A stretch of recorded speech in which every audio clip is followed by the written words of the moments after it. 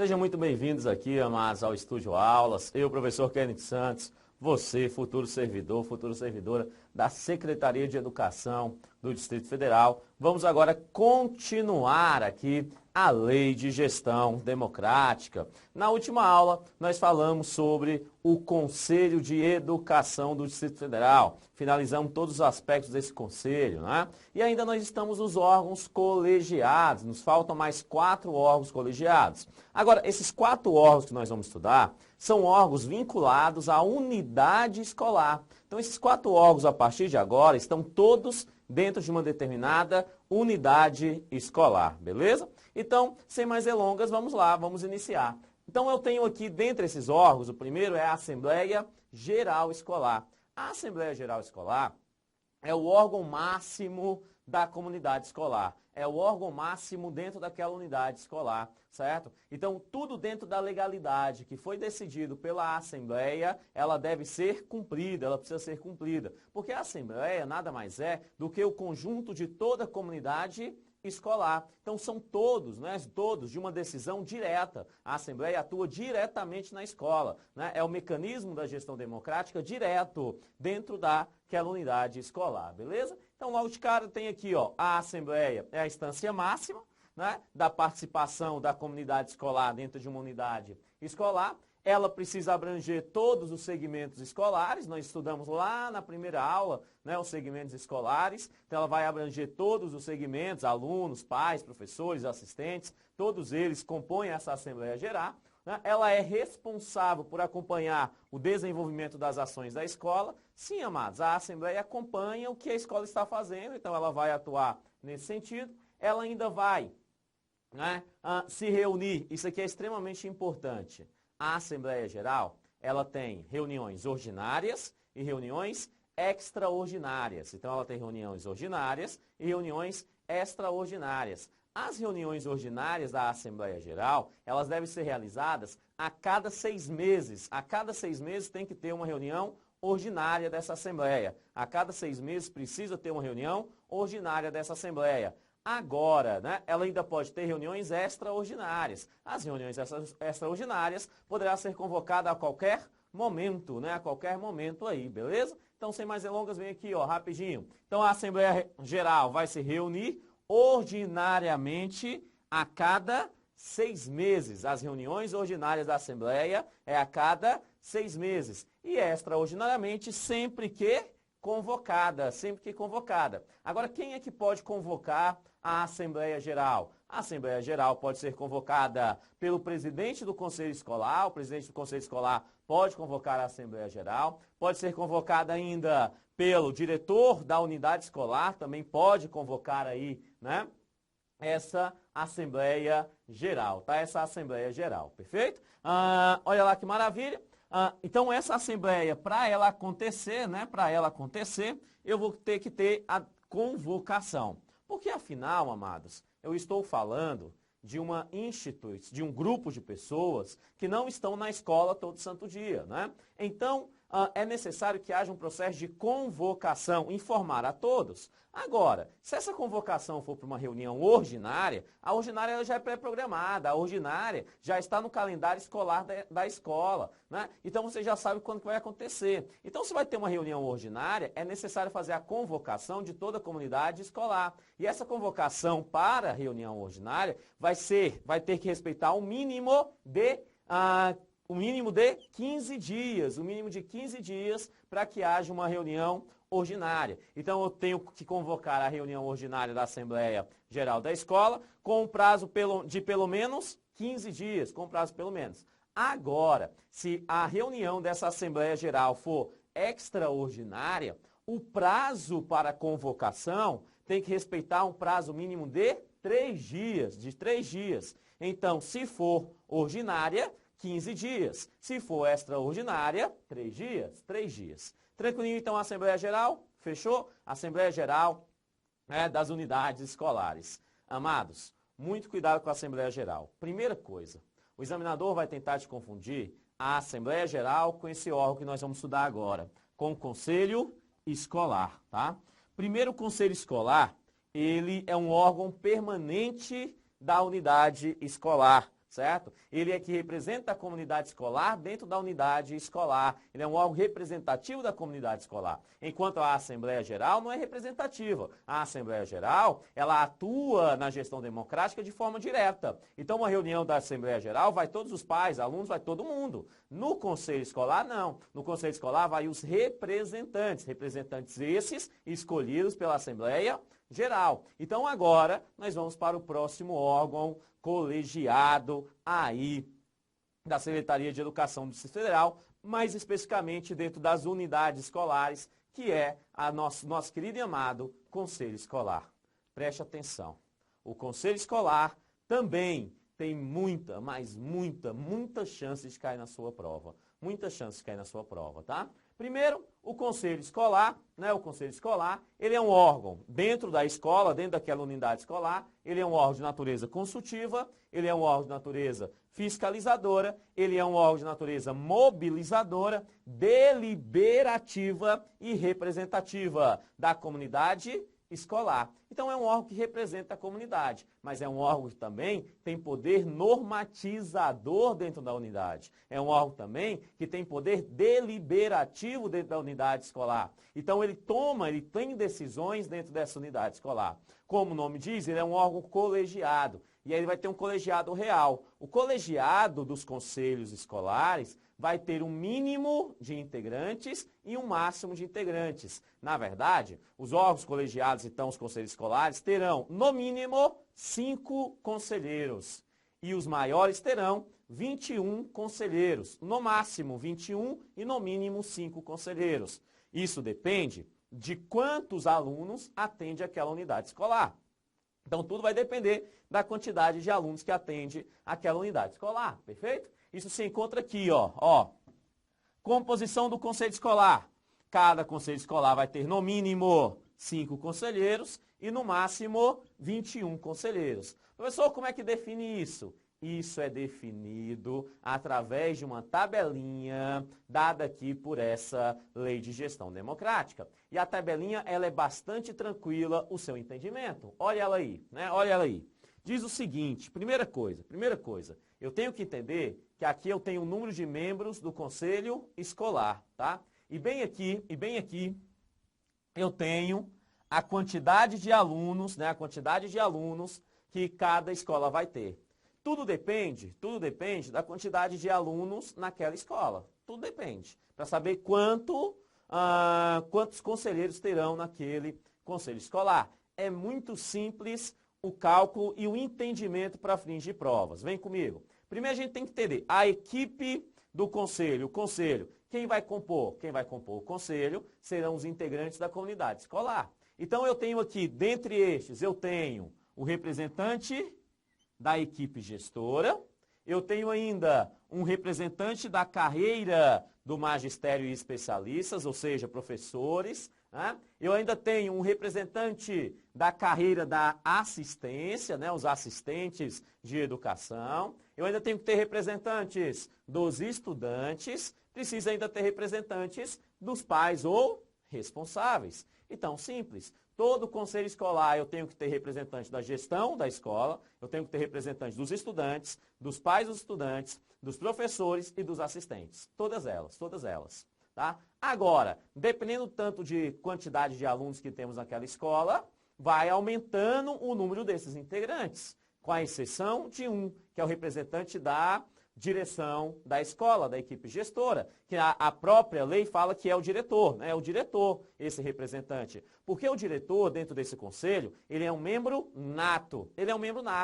Então, ele não precisa ser eleito para fazer parte do conselho, porque por ser diretor, ele já é um membro nato do conselho escolar. Então, todas as escolas, independentemente do seu tamanho, em relação à representação da gestão escolar, vai ter apenas um. É só olhar aqui, ó, equipe gestora, direção. Se é a direção ela tem um aqui, ela tem um representante aqui, ela tem um representante aqui, ela tem um representante aqui e ela tem um representante aqui. Então, independentemente do tamanho da escola, a direção da escola vai ter sempre um único representante no conselho escolar. Agora, todas as outras categorias, todos os outros segmentos, vai aumentando o tamanho da escola, vai aumentando, né, o número de integrantes. Então é muito simples, né? No primeiro tamanho de escola, todos os outros terão um, né? Os outros terão um integrantes. Aí a escola aumenta, aí passa a ser 2 integrantes. É uma escola maior, passa a ser 3 integrantes, né? Para todos, pais, alunos, professores, todo mundo, né? Se aumentou de novo, 4 integrantes. E se é a maior escola, se é uma escola muito grande, aí ela passa a ter 5 integrantes. 5 integrantes. Tudo isso vai ser definido pelo número de alunos na escola. E aí é muito simples. Então, aquelas escolas que têm crianças, até 500 crianças na escola, ela fica no primeiro grupo. Então, aquelas que têm aqui, ó, até 500 crianças, até 500 estudantes, né? Ela vai ter um para todo mundo, tá vendo? Ela tem um para todo mundo. É por isso que ela tem no total 5 membros, que é o mínimo, Agora, se é uma escola de 501 a 1.000, esse aqui de 501 a 1.000, ela vai ter um para a direção, para a equipe gestora, e todos os outros segmentos são 2, olha lá. Todos os outros segmentos são 2. Né? Então, essa escola fica no total com 9 integrantes. Tá? Da mesma forma as demais. Então, se eu tenho uma escola de 1.001 a 2.000 alunos, direção eu tenho apenas um, e todos os outros eu fico com 3 integrantes. E ainda, se é uma escola de 2.001 a 3.000 alunos, de 2.001 a 3.000, né, a direção, a equipe gestora fica com um, e todos os outros segmentos ficam com 4 integrantes, né? E por fim, a maior escola possível, aquelas acima de 3.000 alunos. As instituições acima de 3.000 alunos, elas têm um representante da gestão da escola, que é o diretor, e todos os outros segmentos são 5 representantes. Então isso quer dizer que eu tenho 5 representantes, nesse caso, para a carreira do magistério, eu tenho 5 representantes no conselho escolar para a carreira de assistência, eu tenho 5 representantes para os estudantes e eu tenho 5 representantes para os pais ou responsáveis. Fechou? Totalizando assim, então, 21, que é o máximo de integrantes que pode se ter no conselho escolar. Então, essa é a estrutura de quantos integrantes irão compor o conselho escolar. Tudo depende do tamanho da escola. Tranquilo até aí? Beleza? Só que nós temos que prestar atenção em um detalhe. Um detalhe bem importante.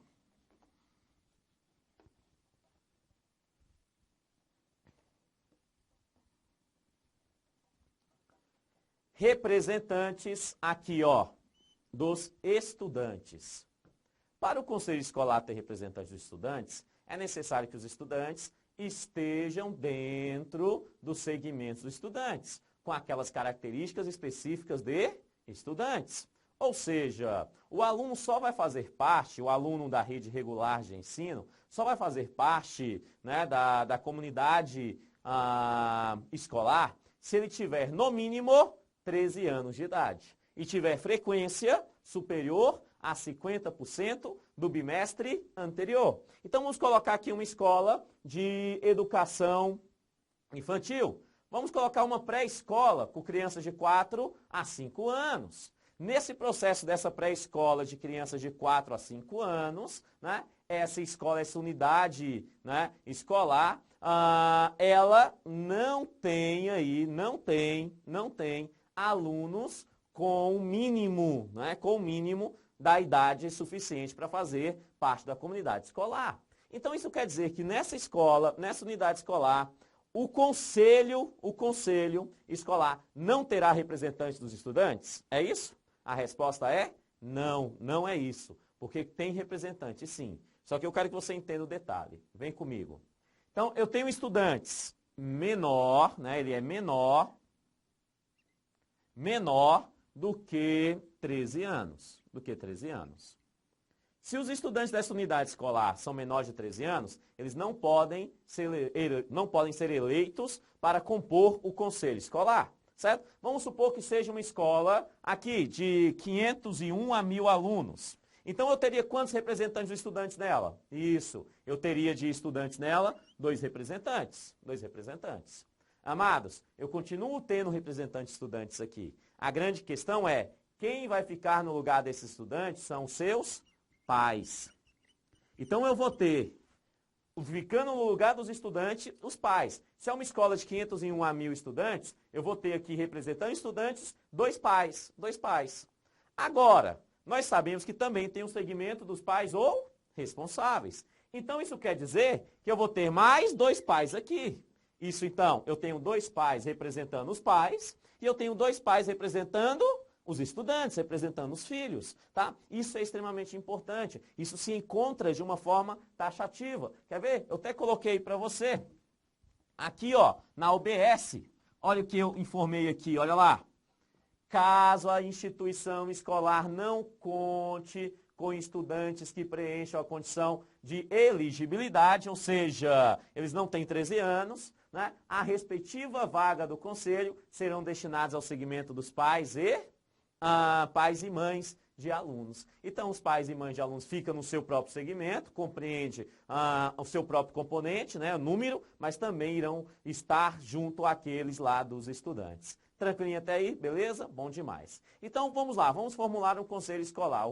Bom demais. Quando vai abrir o processo eleitoral para a formulação do conselho escolar, é necessário, a Lei de Gestão Democrática, ela recomenda, preste atenção que é uma recomendação e não uma determinação, né? Ela recomenda que as escolas, que as unidades escolares, quando forem atuar com esse processo, elas venham a incentivar, elas venham a fomentar que os pais e responsáveis de alunos especiais que esteja na rede regular de ensino. Eu não estou falando de escolas especiais. Eu estou falando de alunos especiais na rede regular de ensino. Eu estou falando da inclusão social na rede escolar, na rede regular de ensino. Então, uma escola da rede regular de ensino. Vamos colocar lá, uma escola a partir dos 6 anos de idade, um ensino fundamental, né? Então, a partir do ensino fundamental, eu tenho lá nessa escola, a rede regular, eu vou ter um aluno especial.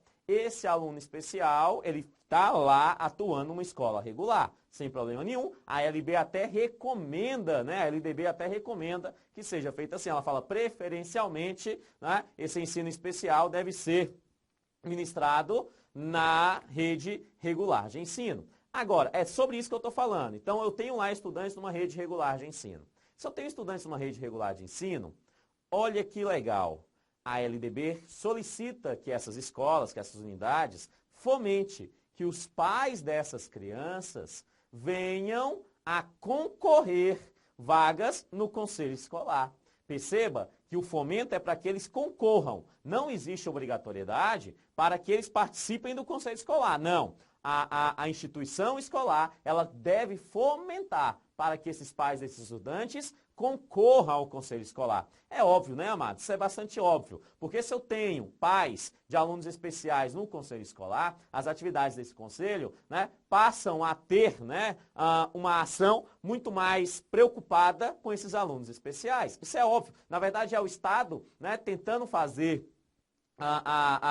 de forma geral, prestar a atenção mais nesses alunos especiais, certo? Então é por isso. Então você tem ali um mecanismo onde solicita isso. Se encontra bem aqui, ó. Voltou, bem aqui num muito importante, ó. A comunidade escolar das unidades que atendem estudantes com deficiência envidará todos os esforços para assegurarem participação de seus pais ou responsáveis como candidatos, olha lá, é candidatos, como candidatos no conselho escolar, como candidatos no conselho escolar. Belezinha? Então, o Estado ele fomenta, né, que nas unidades escolares que tem esse ensino especial, que tenha esses portadores de deficiências como estudantes, né, dentro da rede regular de ensino, os seus pais venham a concorrer vagas no conselho escolar. Isso é muito importante para a sua prova, beleza?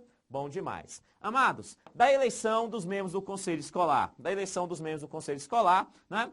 No momento da eleição, isso vai haver um voto, né? Vai ter uma espécie de votação. O voto que a comunidade escolar venha exercer vai ser um voto direto, tá? Então ele tem que votar diretamente, vai ser um voto secreto, né? Então todo voto é secreto, vai ser um voto facultativo, ou seja, ninguém é obrigado a participar do processo eleitoral, e além desse ser um voto facultativo, ele vai ser uninominalmente, ou seja, na hora de votar, vai votar no nome, uninominal. Muito cuidado aqui. Um pouquinho mais para frente, a gente vai estudar diretor e vice-diretor. O diretor e o vice-diretor, quando se candidatam, eles se candidatam em chapa. Então, no caso do diretor e do vice-diretor, o voto não é uninominalmente, o voto é na chapa. Aqui no Conselho Escolar, quando há a votação é uninominal. Eu voto em Beltrano, Cicrano, Fulano, tá? Então, o voto é uninominal. Essa é a forma de votação do Conselho Escolar. Tranquilinho até aí? Beleza?